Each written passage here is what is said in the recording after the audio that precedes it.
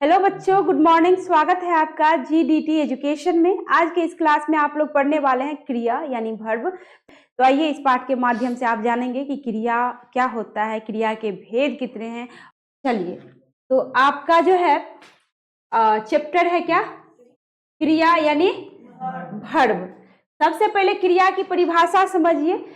कहता है कि जिस शब्द से किसी काम का करना या होना समझा जाए उसे क्या कहेंगे, क्रिया कहेंगे। यानी अभी जो आप लोग जवाब दे रहे हैं तो क्रिया कर रहे हैं। अभी मैं आप लोगों को पढ़ा रही हूँ, मतलब मैं भी क्या कर रही हूँ, क्रिया कर रही हूँ। मतलब बोलने की क्रिया है ना, आप लोग सुनने की क्रिया कर रहे हैं, जवाब देने की क्रिया कर रहे हैं। तो यहाँ पे वही कहता है कि जिस शब्द से किसी काम का क्या करना, मैं बोल रही हूँ, आप लोग क्या कर रहे हैं, सुन भी रहे हैं, जवाब भी दे रहे हैं। तो क्या कर रहे हैं, सुनने का काम हो रहा है, जवाब देने का काम हो रहा है, बोलने का काम हो रहा है। तो यहाँ पे वही कहता है कि जिस शब्द से किसी काम का करना या फिर होना समझा जाए उसी को क्या कहेंगे, क्रिया कहेंगे। अब जैसे मैं मान लो पढ़ना, लिखना,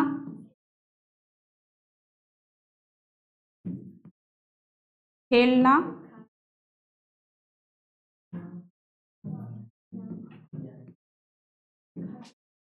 खाना, हंसना, कुछ भी है ना, यानी जो भी काम होता है आदि इटीसी। तो समझ गए क्रिया। सिंपल सी बात है कि जिस शब्द से किसी काम का क्या करना या फिर होना समझा जाए उसे ही हम क्या कहेंगे, क्रिया कहेंगे। जैसे अभी आप लोग पढ़ भी रहे हैं, लिख भी रहे हैं, हंस भी रहे हैं, बोल भी रहे हैं, सब क्रिया हो रही है यहाँ पे। तो यही हो गया आपको क्रिया। अब कहता है कि क्रिया शब्द धातु से बनता है। यानी क्रिया जो बनती है ना, वो बनती कैसे है, किसी तरह से तो क्रिया बनती होगी। तो यहाँ पे कहता है क्रिया शब्द किससे बनती है, धातु से बनती है। तो यहाँ पे वही कह रहा है कि क्रिया शब्द धातु से बनते हैं। मूल रूप धातु में ना लगाने से, क्या लगाने से, ना लगाने से क्रिया बनती है। अब देखना यह है कि मूल रूप कौन सा है धातु का और किस तरह से क्रिया तैयार होता है। जैसे मैं मान लो मूल रूप हो गया, आप मान लो यहाँ पे पढ़ना है, तो धातु का मूल रूप हो गया क्या, पढ़, और इसमें प्लस ना कर देंगे, ठीक है, तब क्या हो गया, पढ़ना। तो यहाँ पे वही ना दिया हुआ है कि क्रिया शब्द धातु से बनते हैं। तो इसमें पढ़ और ना में बताइए तो धातु कौन है, एक है पढ़ और एक है ना, तो दोनों में बताइए धातु कौन है, ना। किस हिसाब से ना, किस हिसाब से ना, धातु ये हो गया आपको, ये हो गया धातु, है ना। पढ़, खा, पी, उठ, बैठ, जैसे आपने स्वर व्यंजन आपने पढ़ा था, तो जैसे स्वर को कभी भी किसी की सहायता लेनी नहीं पड़ती है, लेकिन व्यंजन को लेनी पड़ती है स्वर की। बिना स्वर की सहायता से व्यंजन एक कदम भी नहीं चल सकता। तो उसी तरह धातु भी होता है, धातु को कभी किसी की सहारा जो है लेने की आवश्यकता नहीं पड़ती। जैसे खा, पी, उठ, बैठ, चल, सो, ये सो, उठ, बैठ यही है धातु। हाँ, इसमें ना जोड़ देंगे तब वो हो जाएगा धातु से क्या, क्रिया। धातु से क्या हो जाएगा, क्रिया। क्योंकि देख लो यहाँ पे सिर्फ पढ़ है, हाँ, उठ है, बैठ है, तो वाक्य में हम क्या कहेंगे, वाक्य जो आप बनाते हैं तो कैसे कहेंगे कि तुम्हें अब पढ़ना चाहिए, कि लिखेंगे तुम्हें अब पढ़ चाहिए, पढ़ना चाहिए। तुम्हें अब बोलना चाहिए, कि कहेंगे तुम्हें बोल चाहिए। वाक्य अधूरा रह रहा है, तो यानी उस धातु में ना जोड़ते हैं तब क्रिया पूर्ण रूप से तैयार होता है। तो ये आपको, यानी इसको, इसी को आप कट कर लो ना यहाँ से, तो ये हो जाएगा आपको धातु। इसमें ये ना जुट गया, ये ना आके जुट गया, तब हो गया आपको ये क्रिया। समझ गए, यहाँ तक क्लियर है। चलिए अब आगे। धातु कहता है जिस मूल शब्द से क्रिया बनती है, जो पीछे अभी जस्ट आपने समझा कि कोई मूल शब्द होता है जिससे क्या बन जाती है, क्रिया बन जाती है, तो उसे धातु कहते हैं। ठीक है, कहता है कि जिस मूल शब्द से क्रिया बनती है उसे धातु कहते हैं। पढ़ना क्रिया में धातु पढ़ है, जस्ट पीछे आपने समझा, पढ़ है। और इसी प्रकार मूल धातु में ना जोड़कर क्रिया बनाई जाती है। तो चलिए दो चार उदाहरण दीजिए जब आप लोग समझ गए। तो ये छोड़ के, पढ़ छोड़ के, ये तो आप बना ही लिए थे। दूसरा, पहले धातु का नाम लिखाइए, लिख और खा और पी और सो, हंस, ये सारे के सारे आपको हो गए क्या, धातु। अब प्लस इसमें ना करेंगे सब में, प्लस ना, यानी जोड़ ना।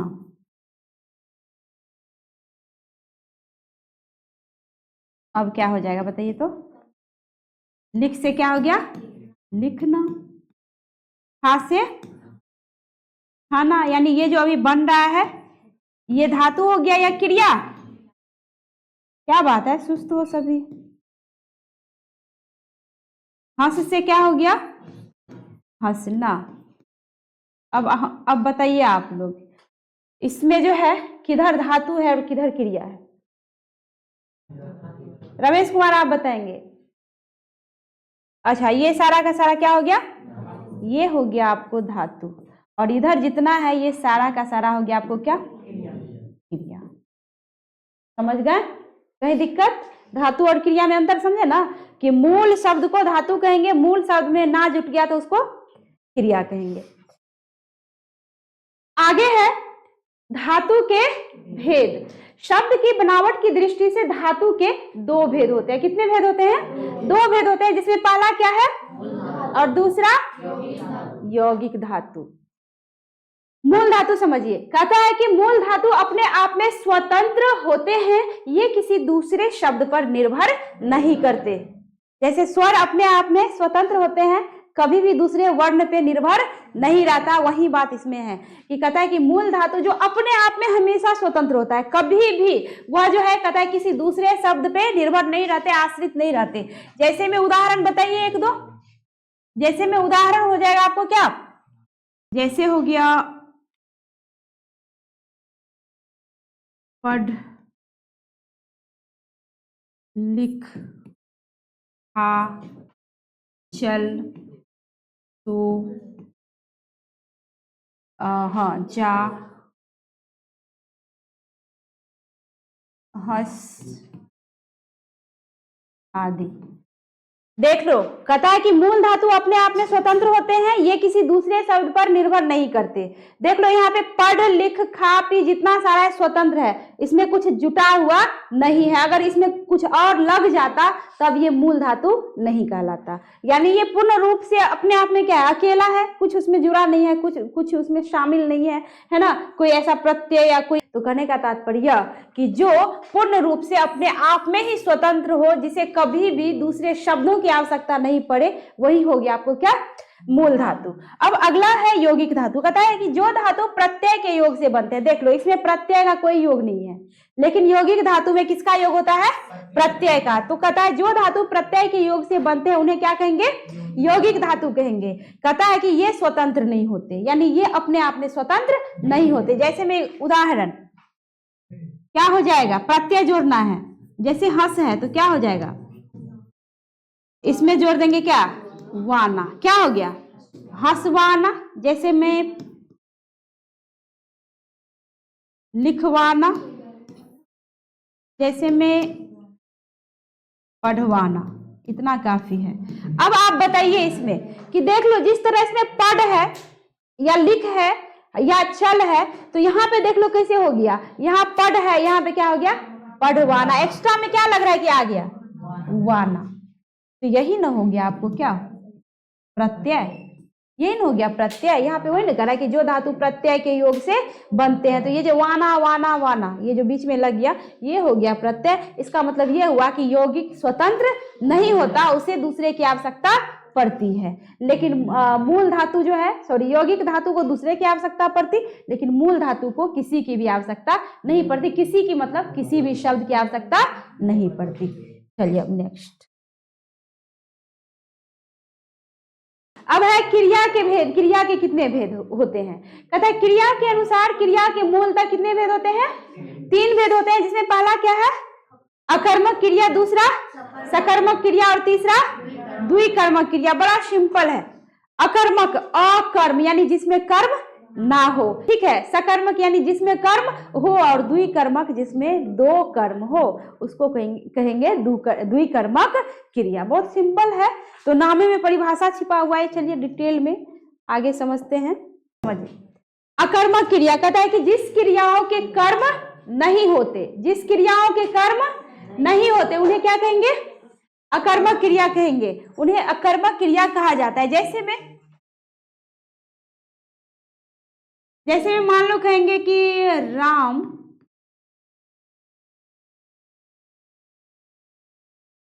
पढ़ता है, जैसे में कहेंगे सीता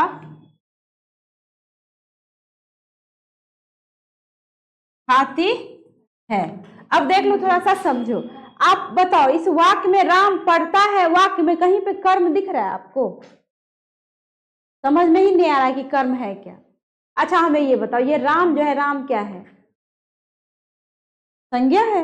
वाक्य में है, ये अकेले नहीं है। वाक्य में आएगा तो तब संज्ञा का कोई जगह नहीं रह जाता, वाक्य में पद बन जाता है।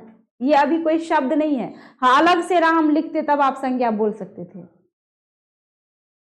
क्या हो गया? राम कर्ता पद हो गया। पीछे समझाए थे ना, शब्द में और पद में अंतर होता है। अकेले अकेले लिखेंगे तब संज्ञा होगा, लेकिन वही शब्द जब वाक्य में आ जाता है तब वह संज्ञा नहीं रह जाता है, तब वह पद हो जाता है। तो इसमें ये कौन सा हो गया? राम कर्ता पद हो गया। ये पढ़ता है क्या है? ये पढ़ना कर्म हुआ?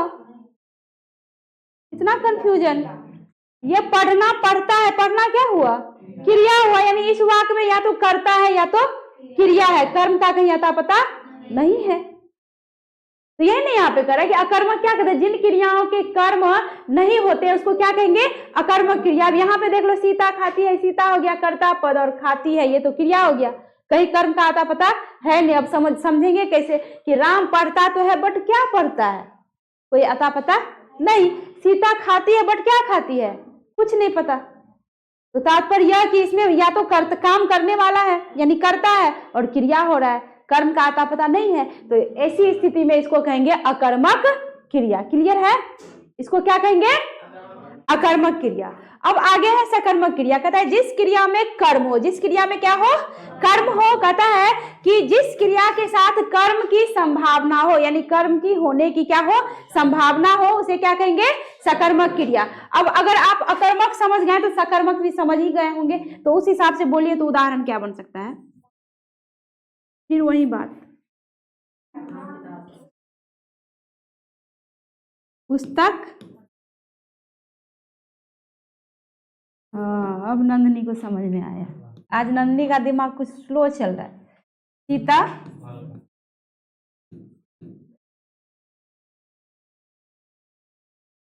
फल खाती है। राम पुस्तक पढ़ता है। अब देख लो, इसमें था राम पढ़ता है, क्या पढ़ता है नहीं पता, यानी कर्म का आते पते नहीं है, तो हो गया आपको अकर्मक क्रिया। इसमें है राम पुस्तक पढ़ता है, राम पढ़ तो रहा है बट क्या पढ़ रहा है? पुस्तक पढ़ रहा है, यानी यही हो गया आपको क्या? कर्म। अब देख लो, ये हो गया कर्ता, ये हो गया कर्म, और ये हो गया क्रिया। अब क्लियर है? सीता खाती है, क्या खाती है नहीं पता। और सीता फल खाती है, क्या खाती है? तो फल खाती है, यानी इसमें कर्म नहीं था लेकिन इसमें कर्म है। अब बताएंगे संतोष कुमार कर्म कहां पे है? अब भी सोचना पड़ेगा। क्या कहां है कर्म? फल। ये फल हो गया आपको कर्म। इतना सोचता है। क्लियर है? समझ गए ना?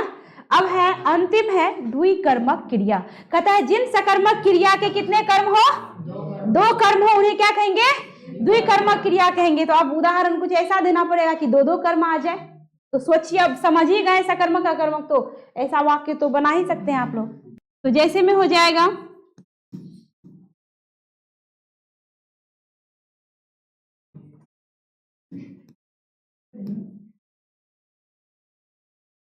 घड़ी दी,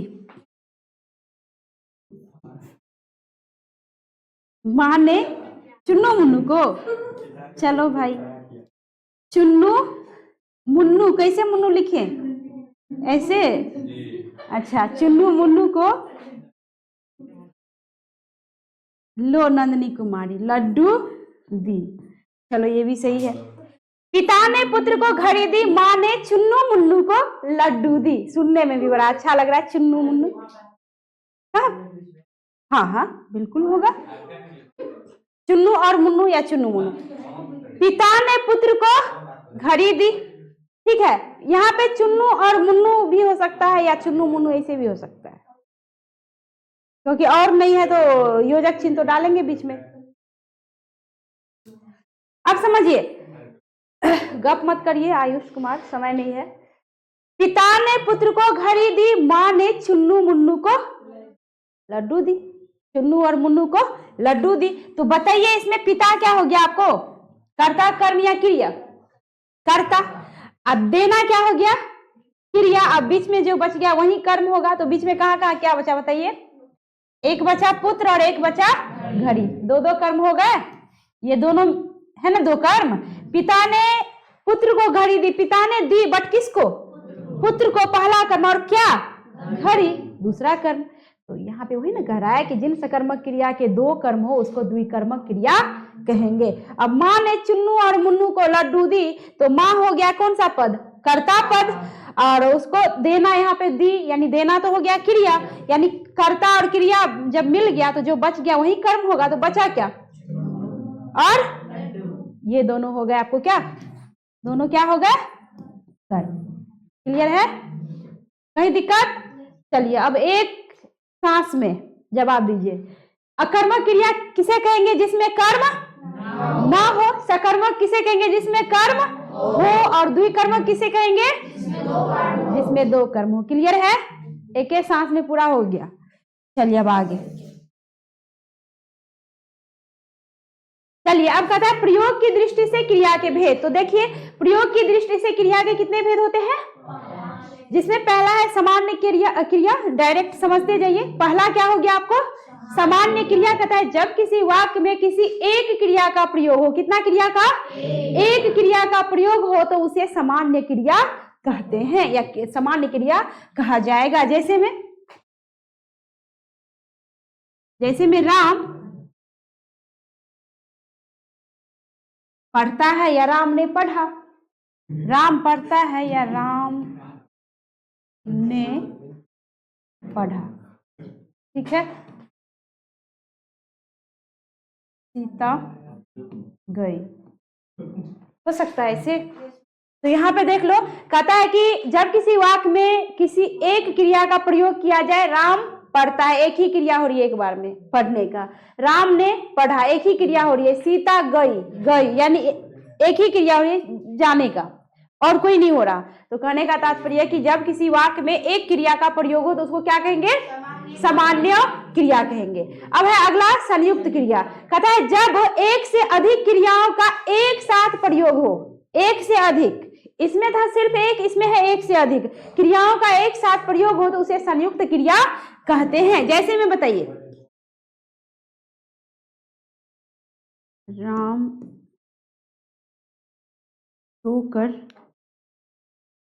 नो, राम बैठकर पढ़ता है, या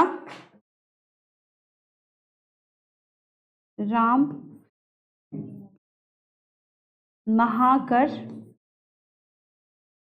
खाया। तो यहां पे कहता है कि संयुक्त क्रिया जब एक से अधिक क्रियाओं का एक साथ क्या हो, प्रयोग हो, उसे क्या कहेंगे, संयुक्त क्रिया कहेंगे। जैसे राम बैठकर पढ़ता है, राम देखो दो क्रिया किस तरह से हो रही है, बैठकर यानी बैठने की क्रिया, पढ़ता है यानी पढ़ने की क्रिया, एक बार में दो दो क्रिया हो रही है, तो इसी को हम क्या कहेंगे, संयुक्त क्रिया। जैसे राम नहाकर खाया, यहाँ पे खाना भी क्रिया है, नहाना भी क्रिया है, तो वो पहले खाया लेकिन उससे पहले क्या किया, नहाया, तो नहाकर यानी नहाना भी क्रिया और खाना भी क्रिया, दो दो क्रिया है, तो इसी को कहेंगे संयुक्त क्रिया। अब आगे है नाम धातु क्रिया। कहता है संज्ञा या विशेषण शब्दों से बनी हुई क्रिया को नाम धातु क्रिया कहते हैं। यानी संज्ञा या विशेषण शब्दों से बनी हुई क्रिया या तो संज्ञा से बनेगा या तो विशेषण से बनेगा। जैसे में बोलिए, जैसे हो जाएगा आपको लाज से, जैसे हो गया लाज से लजाना, शर्म से शर्माना, पिट से पिटवाना, खेल से खिलवाना, लिख से लिखवाना। तो यहाँ पे क्या है, लाज से लजाना, शर्म से शर्माना। तो यही ना आपको कह रहा है कि यहाँ पे देखो लाज से बन गया लजाना और शर्म से बन गया शर्माना। तो यहाँ कहते हैं संज्ञा या विशेषण शब्दों से बनी हुई क्रिया को ही क्या कहेंगे, नाम धातु क्रिया कहेंगे। चलिए अब अगला, अब आगे है प्रेरणार्थक क्रिया। प्रेरणार्थक नाम में ही परिभाषा छिपा है, प्रेरणा देने की। तो कहता है कि जब किसी वाक्य में कर्ता किसी दूसरे से काम करवाता है, ठीक है, उस वाक्य की क्रिया को क्या कहेंगे? प्रेरणार्थक क्रिया कहेंगे। जैसे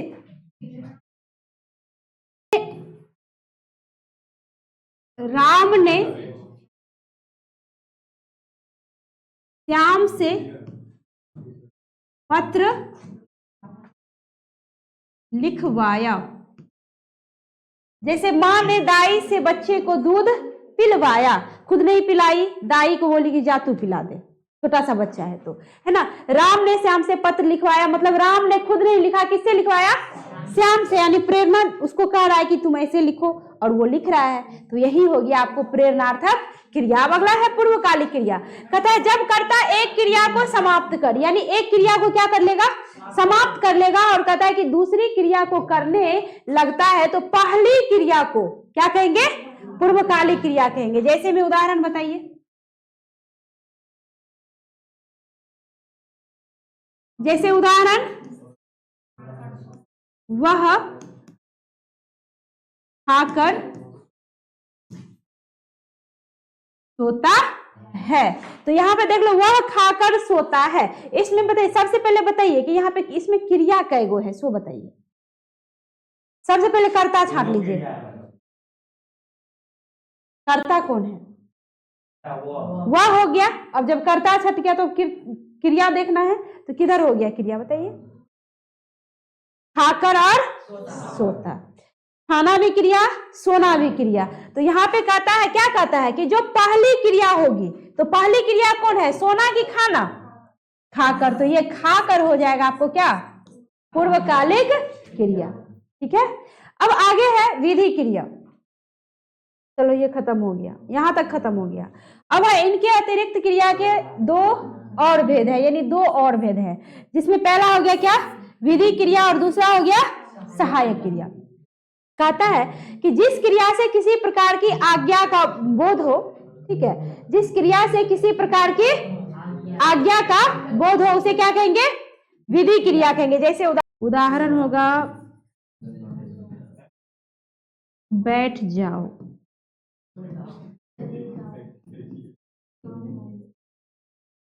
घर जाओ,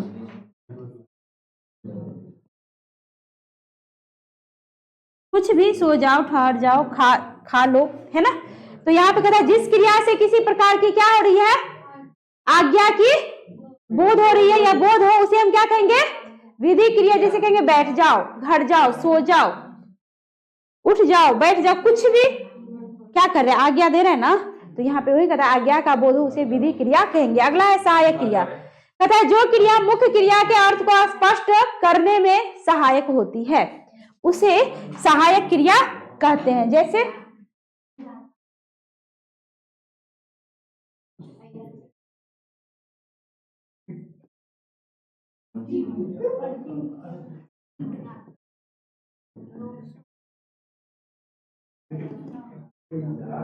मैं पढ़ती हूँ, समझ में आ गया? पता है कि जो क्रिया मुख्य क्रिया के अर्थ को स्पष्ट करने में सहायक होती है, उसे सहायक क्रिया कहते हैं। तो मुख्य क्रिया क्या हो गया? और इसमें सहायता कौन किया? है नहीं रहेगा, तो वाक्य पूरा भी नहीं होगा, सेंटेंस कंप्लीट होगा नहीं होगा। तो यहाँ पे अगर जाना क्रिया है और इसमें जो ये है आ गया, ये भी आपको क्या है? क्रिया है। कौन सी क्रिया है? सहायक क्रिया। जैसे मैं पढ़ती हूँ, सिर्फ रहता कि मैं पढ़ती, कैसा लग रहा है? मैं खाती, वही तो, मैं सोती, मैं जाती, कैसा लग रहा है? वाक्य अधूरा लग रहा है ना। तो यहाँ पे जो आके जो ये आगे आ जाता है, ये सहायता करने के लिए है के रूप में, हो के रूप में, था, थे, थी के रूप में, यही हो गया आपको क्या? सहायक क्रिया। तो यहाँ पे सहायक क्रिया कौन हो गया? है, और इसमें क्या हो गया? हूँ। क्लियर है? तो मुझे विश्वास है कि आप लोग बढ़िया से समझ गए होंगे। अगले क्लास में मैं अगला चैप्टर लेकर बहुत ही जल्द आऊंगी। तब तक के लिए धन्यवाद।